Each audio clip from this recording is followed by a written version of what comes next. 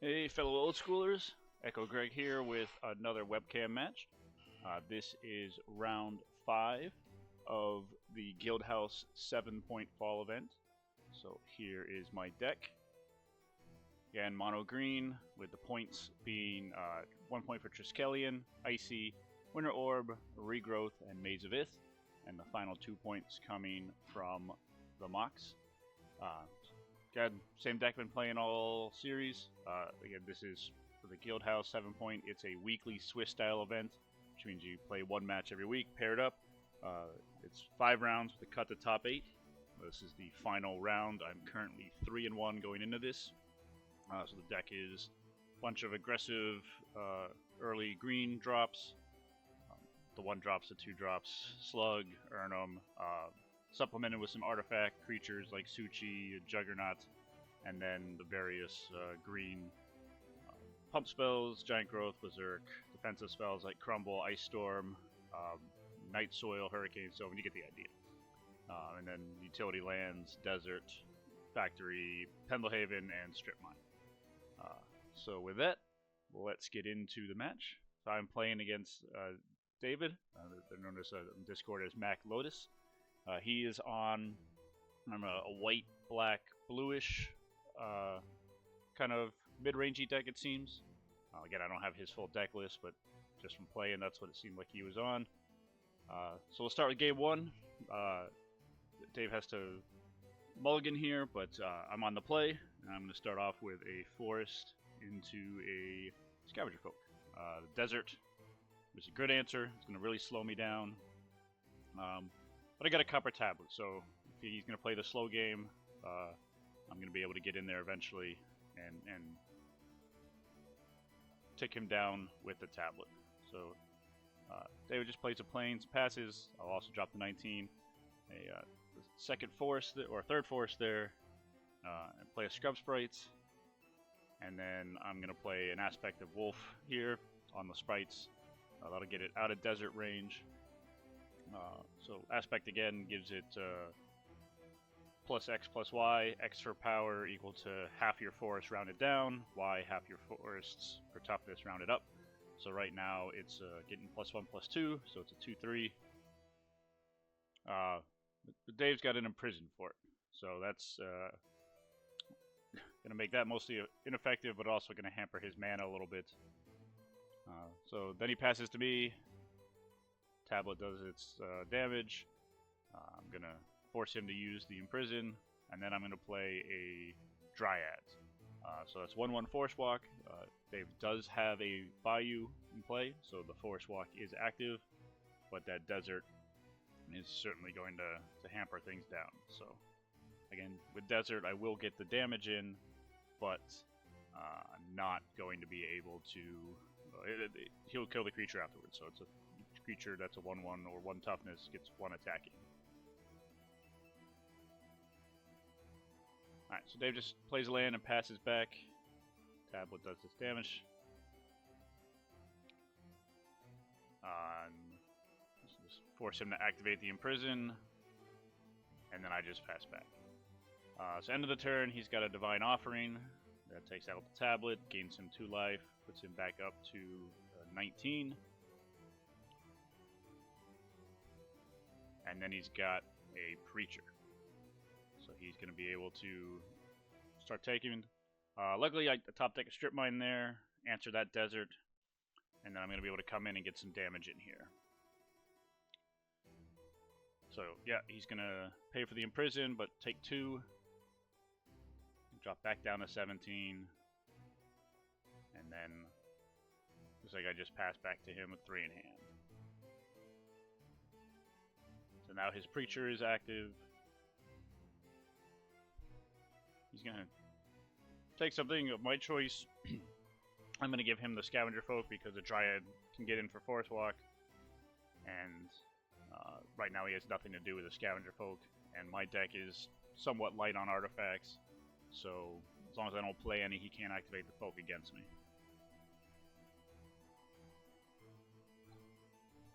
Alright, so I go ahead and untap. And come in, force him to pay that Imprison, but get some damage in. And then I drop a Tracker. So that's going to answer the Preacher. That's David untaps and remembers, yep, no, want to keep that Preacher tapped, keep control of the Scavenger Folk at least for one more turn. Another land for Dave. He's up to 5. And he's got a Dancing Scimitar. So that's a 1/5 flyer. And still has the mana open to keep that Imprison going. So I'm immediately going to shoot the Preacher.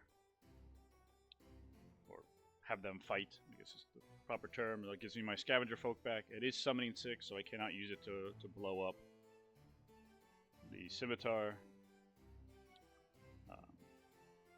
So I do have a Concordant Crossroads in my hand, so I could have dropped that and then activated blown the Scimitar, but I'm not going to get any additional damage in this way because he'll just imprison my guy anyway. And I didn't attack because if he wanted to block, it just pumped. So at least this way, it's because imprison works for blocking too, keeps it potentially back. So Dave is going to play a Sarah, which is real bad for me. Luckily, I top deck a Forest there to get up to 5 mana. And you'll see why here in a second. So I'm going to attack with both. Yeah, make him use his Imprison mana. He takes 1. And then I'm going to Hurricane for 4. So this will, unfortunately, kill my Scrub Sprite. It was a 3/4 at the time.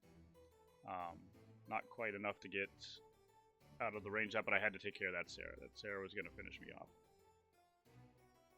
Especially because with the Imprison also stops blocking, I can't even profitably block the Sarah and then activate the Tracker to take out it, so because he'll just make the block not happen with the Imprison trigger.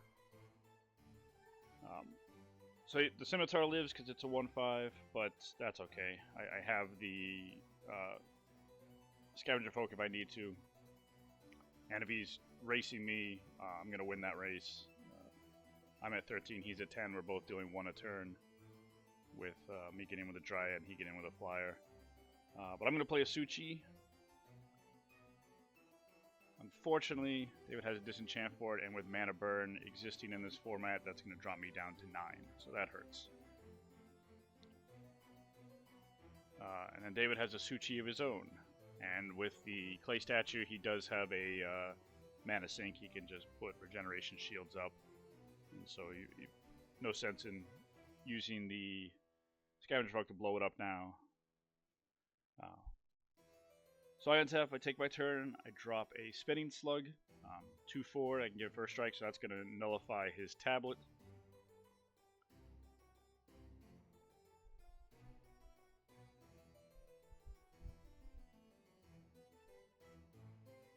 So David's thinking about what he wants to do here.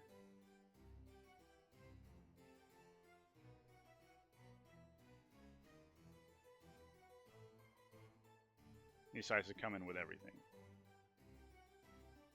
So I'm going to block his statue. I'm not going to pay. So his statue gets first strike. That's a 3/1, so it doesn't matter. Then I'm going to blow up his Suchi. He's going to throw the mana into 2 Regeneration Shields. And then I'm going to Berserk his Scimitar. So I'll take 2 from the Scimitar. Dropping me down to 7. But that is taking care of all of his blockers. I'll be able to crack in for 5 on my turn. So looking good. Unfortunately, David has a Wrath of God. So he's going to wipe the board, including his statue, because Wrath is Berry. So even though it had Regeneration Shield on it, it doesn't matter. And now we're in top deck mode. So I don't draw anything I can use. Pass back. And Dave's got a Juggernaut. So that's going to be a problem. I get an Elvish Archers, which with the first strike, if I can get something to pump, you know, a Giant Growth, a Regrowth, so I get my Aspect back, Heliopile, something that's going to do some damage to it. I'll at least be able to take it out. So I'm going to take that 5 damage, drop into 2 just to give me an extra turn to hopefully draw something. Draw a Chaos Orb, so at least I'm able to, buy a turn. And in this case, again, like I talked about, I think I take out the Darelore here. I do take out the Darelore here, but I take it out because the 3 toughness is easier to overcome than the 4 toughness. If I draw a 1-drop, or Burnham would have taken care of both, but my deck is a little bit easier to deal with the 3 toughness than the 4 toughness. But unfortunately, David draws an Aleo pile, and he's got a Spirit Link, and so he had just everything there. It's a very close game. David's answers, especially that the Wrath of God, is very timely. He takes it. Good back and forth, tight game, just the way you like to see it. And again, as we say time and time again with 7 Point, you get to see these, kind of borderline unplayable cards in regular old school really shine. Imprison on David's side, Aspect of Wolf on my side. The Dryads did a lot of work against that one Bayou he had. Talking after the match, in fact, he doesn't even have any green in his deck. The Bayou is just there because it provides black, and because people play If Biff a Freet in this format, and that allows him to activate it because any player can activate If Biff's Hurricane ability. So normally would be a Swamp, but in this case it's a Bayou, so that helped me a lot in this match, or in this game. But unfortunately not able to take that down, and game 1 goes to David. So I will be on the play. Again, being on the play is what the aggressive green deck wants to do. So we shuffle up, we'll take a look. I'm good with my 7, but David is going to shuffle his back and hopefully get a good 6.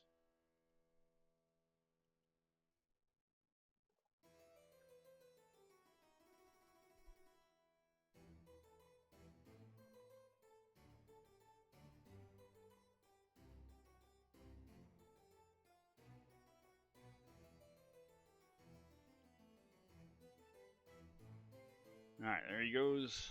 Cut, shuffled. We'll see what he's got.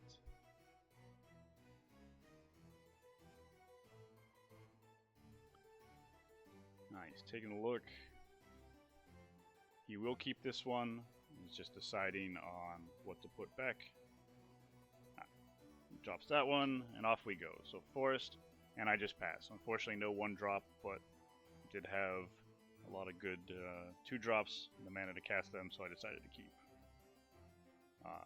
David's deck doesn't look super fast. I think I can afford to not have a 1-drop based on what I saw in game 1. So David's Plains passes. I play Whirling Dervish, and David has a very good turn 2 as far as growing his mana base. Plays a Plains, a Soul Ring, and a Felwar Stone. So I drop a Pendelhaven. I'm going to crumble the Soul Ring, slow him down. He's going to gain 1, but I'm going to come in for 1, so net goes back. And I'll play that Copper Tablet again. So, and I'll pass to him. So drops him to 19. Again, I need to keep him off of big mana. Things like Sarah are a big problem. And I need to be able to get in with the Dervish before he can get something like that out. Make the Dervish big enough. So he's going to play an Argivian Archaeologist, which is going to get that Soul Ring right back if he wants it, which I imagine he will. So I'll crack in with the Dervish, put it into 17, and I'm going to Ice Storm that Swamp, keep him off of black. He's already got 2 white, so keep him off of the black mana. I'm not sure if that's the right play. It might have been better to take out a Plains, because that keeps him off Sarah mana and Wrath of God, but I don't know how important the black is. I haven't really only saw the Darelore, and I did see Imprison and stuff like that. So he's got to juice him, and he's going to activate and get the Soul Ring back, and that juice him with the Archaeologist is going to be a problem. If I kill it, it just comes back. And of course there's a tracker, so I'll be able to take care of the Archaeologist, and then be able to take care of the Juggernauts, but I am going to have to take some damage first. So at this point, I'm at 18. David's at 15 because of the tablet still doing damage in. So David's going to play that Soul Ring. And he's got a sword. He's going to sword the Dervish. So I'll go up to... I think he was worried about potentially blocking it. And then he's got an Imprison for the tracker. So I will not be able to... So last game we saw Imprison stopping attacking. But it also stops blocking. And it also stops activated abilities. So as long as he's got a mana open, I cannot use the Imprison against that Archaeologist. So I'm in big trouble here. I'm going to go and put an aspect on it. Just right now that makes it a 3-3.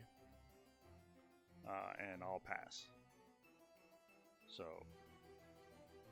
Tablet's going to take David down to 14.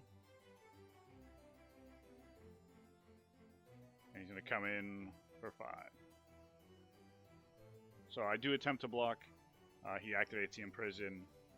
And that nullifies the block. So I do take the 5. I'm going to go ahead and Berserk it. Again, got to get rid of it. And then he immediately plays it. So yeah, that kind of silly on my part. I didn't count his mana. I thought I would buy myself a turn. But yeah, that workshop. So I'm down to 5.